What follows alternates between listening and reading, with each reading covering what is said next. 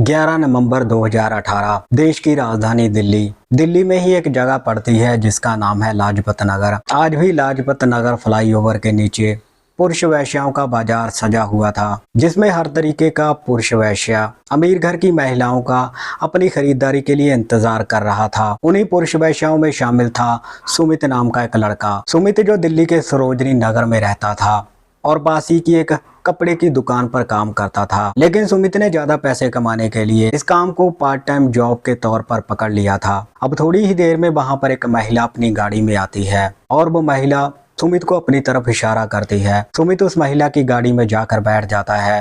इसके बाद वो महिला सुमित को वहां से लेकर चली जाती है। थोड़ी ही देर में वो गाड़ी दिल्ली की एक पॉश कॉलोनी सफदरजंग एन्क्लेव में पहुंच जाती है। पहुंचने के बाद वो महिला सुमित को अपने फ्लैट में लेकर चली जाती है। फ्लैट में जाने के बाद वो महिला सुमित को ड्रिंक वगैरह ऑफर करती है। अब दोनों मिलकर ड्रिंक करने लगते हैं। ड्रिंक करते करते ही वो महिला सुमित के साथ अश्लील छेड़खानी करनी शुरू कर देती है। अब क्योंकि सुमित का ये रोज का काम था, इसीलिए सुमित पहले से ही तैयार बैठा था। अब सुमित भी उस महिला के साथ अश्लील छेड़खानी करनी शुरू कर देता है। थोड़ी देर तक छेड़खानी करने के बाद दोनों अपने अपने कपड़े निकाल देते हैं और जिस्मानी संबंध बनाने लगते हैं। सुमित ने आज उस महिला के साथ इस तरह से संबंध बनाए थे जिसकी वजह से उस महिला की हालत खराब हो जाती है। वो महिला सुमित की दीवानी बन चुकी थी। अब संबंध बनाने का ये खेल आधे घंटे तक ऐसे ही चलता है और इसके बाद दोनों शांत पड़ जाते हैं। शांत पड़ने के बाद सुमित अपने कपड़े पहनता है और उस महिला से अपने पैसे पकड़कर वहां से चला जाता है। लेकिन जाने से पहले वो महिला सुमित का मोबाइल नंबर उससे ले लेती है। दोस्तों, ये सच्ची घटना दिल्ली की है, जहाँ पे रहने वाला सुमित नाम का एक लड़का पैसे कमाने के लालच में गलत राह पर चल पड़ता है। वो पुरुष वैश्या बन जाता है और आगे चलकर इस घटना में ऐसा होता है जिसे सुनकर आप भी सोचने और समझने पर मजबूर हो जाएंगे। आप घटना में अंत तक बने रहिएगा। आदाब, नमस्कार, सत श्री अकाल। दोस्तों, बहुत बहुत स्वागत है आपका। मैं हूं आपका दोस्त और होस्ट रविंदर और आप देख रहे हैं CHD क्राइम सफर का एक नया एपिसोड। मैं उम्मीद करता हूं आप सब ठीक ठाक होंगे। दोस्तों, ये चैनल अभी छोटा है, इसे आपके प्यार और सपोर्ट की बहुत ही ज़्यादा ज़रूरत है। इसीलिए वीडियो को देखने से पहले मैं आपसे ये रिक्वेस्ट करता हूं कि चैनल को सब्सक्राइब और वीडियो को लाइक कर दें। 12 नवंबर 2015 उत्तर प्रदेश में ही एक जिला पड़ता है मधुबनी। इसी मधुबनी के रहने वाले जंग नारायण के परिवार में उसकी पत्नी के अलावा 3 बच्चे थे, जिनमें 2 बेटियां और बड़ा बेटा सुमित था। जंग नारायण पासी के ईंट भट्टे पर मुनीमगिरी का काम करते थे, जबकि उनकी दोनों बेटियां स्कूल में पढ़ाई कर रही थी।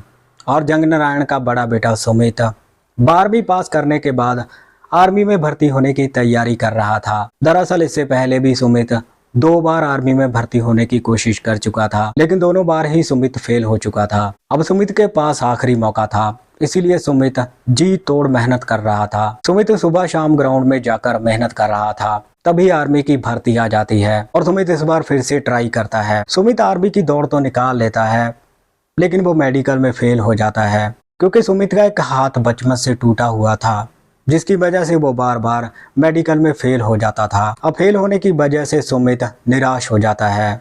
निराश होकर वो अपने घर पे पहुंचता है। घर आने के बाद सुमित हर समय उदास रहने लगा था। अब सुमित को उदास होते हुए देखकर उसके माता पिता उसे बोलते हैं, बेटा और भी बहुत सी नौकरियां हैं, अकेली आर्मी की ही नौकरी नहीं है, तुम कोई और नौकरी कर लो। लेकिन सुमित निराश हो चुका था। अब इसी बीच में एक दिन सुमित के दोस्त का फोन दिल्ली से सुमित के पास आता है। सुमित का दोस्त सुमित से बोलता है कि अगर तेरे पास यहाँ पर कोई काम नहीं है तो तू यहाँ दिल्ली में आ जा, मैं तुझे यहीं पर नौकरी लगवा दूंगा। सुमित भी सोचने लगता है कि यहाँ पर कोई काम धंधा तो है नहीं, क्यों ना दिल्ली में ही जाया जाए। अब सुमित अपने माता पिता से बात करता है और सुमित की ये बात सुनकर सुमित के पिता उसे बोलते हैं कि बेटा, अगर तू दिल्ली में जाकर नौकरी करना चाहता है तो ये तो बहुत अच्छी बात है, क्योंकि तेरी बहनें भी जवान हो रही हैं और उन दोनों की शादी करना मेरे अकेले के बस का नहीं है, क्योंकि मुझे ईंट भट्टे से इतने पैसे नहीं मिलते। अब सुमित दिल्ली जाने के लिए तैयार हो जाता है। इसके अगले दिन ही वो मधुबनी से ट्रेन पकड़कर दिल्ली चला जाता है। दूसरे ही दिन सुमित दिल्ली पहुंच जाता है। दिल्ली पहुंचने के बाद सुमित अपने दोस्त के पास चला जाता है। सुमित का दोस्त दिल्ली के सरोजनी नगर में रहता था और वहीं पर पास ही की एक कपड़े की दुकान पर काम करता था। अब जैसे ही सुमित अपने दोस्त के पास पहुंचता है तो दोनों दोस्त मिलकर बहुत खुश होते हैं। अब उस दिन तो सुमित अपने दोस्त के कमरे में आराम करता है, लेकिन जैसे ही अगली सुबह निकलती है तो सुमित का दोस्त उसे उस दुकान पर लेकर चला जाता है जहाँ पे वो काम करता था। सुमित का दोस्त सुमित को भी उस कपड़े की दुकान पर काम पर लगवा देता है। सुमित कपड़े की दुकान पर काम करने लगा था और अपने दोस्त के कमरे में ही रहता था। दरअसल जिस जगह पर सुमित और उसका दोस्त रहते थे उसी के पास एक जिम भी था और सुमित को तो पहले से ही कसरत करने का बहुत शौक था, इसलिए सुमित जिम ज्वाइन कर लेता है। अब जिम ज्वाइन करने की वजह से ही सुमित के वहां पर कई और दोस्त भी बन जाते हैं। उन्हीं में से एक लड़का था जिसका नाम राघव था। कुछ ही दिनों में राघव और सुमित की दोस्ती बहुत गहरी हो गई थी। अब एक दिन बातों बातों में राघव सुमित से बोलता है कि तुझे कपड़े की दुकान से जितनी सैलरी मिलती है उससे तेरा क्या गुजारा हो जाता है। तभी सुमित राघव से बोलता है कि यार उस सैलरी से मेरा गुजारा बड़ी मुश्किल से होता है, फिर आगे चलकर तो मुझे मेरी बहनों की शादी भी करनी है, पता नहीं ये सब मैं कैसे करूंगा। तभी राघव सुमित से बोलता है कि तू ज्यादा पैसे कमाने चाहेगा। राघव की ये बात सुनकर सुमित हैरान हो जाता है। तभी सुमित राघव से बोलता है कि भला ऐसा कौन है जो पैसे नहीं कमाना चाहेगा। तभी सुमित राघव से पूछता है कि ऐसा कौन सा काम है जिससे तू पैसे कमाता है। तभी राघव सुमित से बोलता है कि वो काम मैं तुझे समझा नहीं सकता, लेकिन दिखा जरूर सकता हूँ, तू कल रात को तैयार रहना। अब इसके अगले दिन ही रात के करीब 11 बजे राघव सुमित को कॉल करता है। वो उससे पूछता है कि तू फ्री है।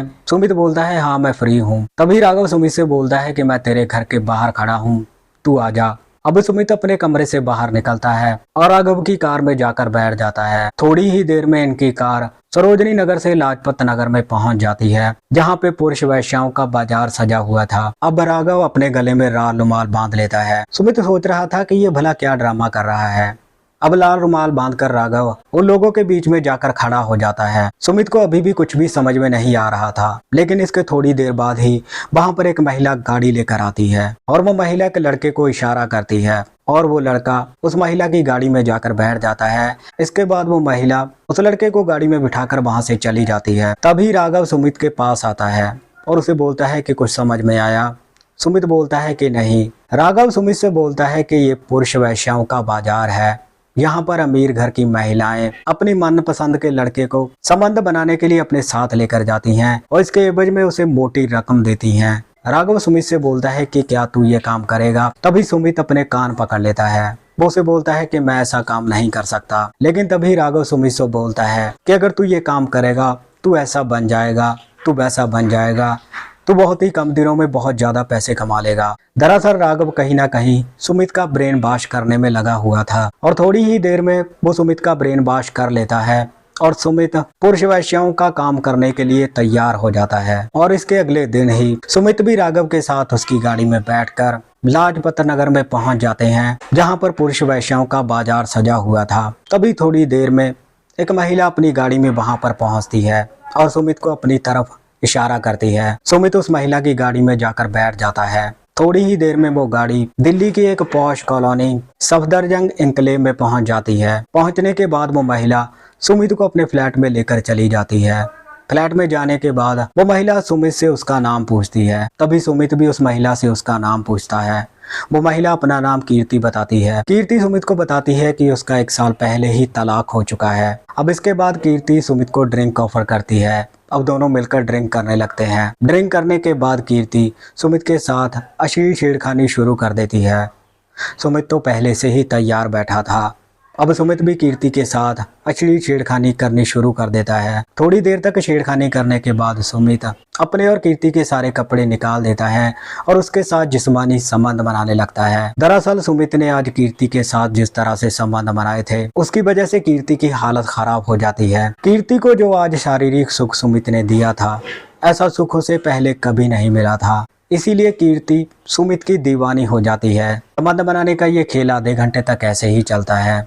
दोनों की प्यार भरी आवाजें पूरे कमरे में गूंजने लगती हैं। करीब आधे घंटे बाद दोनों शांत पड़ जाते हैं। अब शांत पड़ने के बाद सुमित अपने कपड़े पहनता है और कीर्ति एक मोटी रकम सुमित के हाथ में पकड़ा देती है। वो पैसे सुमित अपनी जेब में डालकर वहां से चला जाता है, लेकिन जाने से पहले कीर्ति सुमित का मोबाइल नंबर उससे ले लेती है। कीर्ति सुमित से बोलती है कि जब भी उसे उसकी जरूरत होगी तो वो उसे कॉल कर देगी। इसके बाद सुमित वहां से चला जाता है। अब जब भी कीर्ति का मन करता था संबंध बनाने को, तो फिर वो सुमित को कॉल कर देती थी और सुमित बिना देरी किए कीर्ति के फ्लैट में पहुंच जाया करता था। इस तरह से चलते चलते करीब 1.5 साल बीत जाता है। इसी बीच में कीर्ति को सुमित के साथ प्यार हो जाता है। अब एक दिन कीर्ति सुमित को एक रेस्टोरेंट में खाने के लिए बुलाती है। सुमित थोड़ी ही देर में उस रेस्टोरेंट में पहुंच जाता है जहां पर कीर्ति ने उसे खाने के लिए बुलाया था। अब दोनों खाना खाने लगते हैं और खाना खाते खाते ही कीर्ति सुमित से उसके परिवार के बारे में पूछती है। तभी सुमित कीर्ति को बताता है